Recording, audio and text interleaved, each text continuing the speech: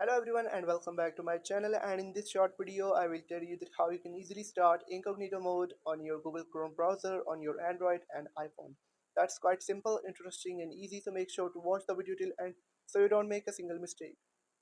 So guys, first of all, open up the Google Chrome browser on your phone, and once you're on this page, you'll have to tap on three dots on the top right corner,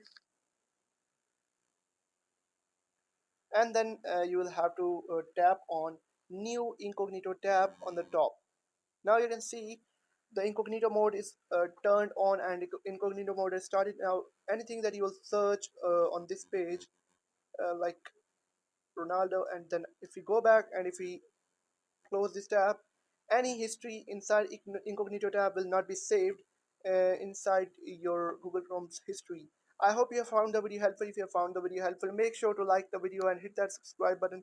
And if you have any questions about the video, let me know in the comment section. Thank you.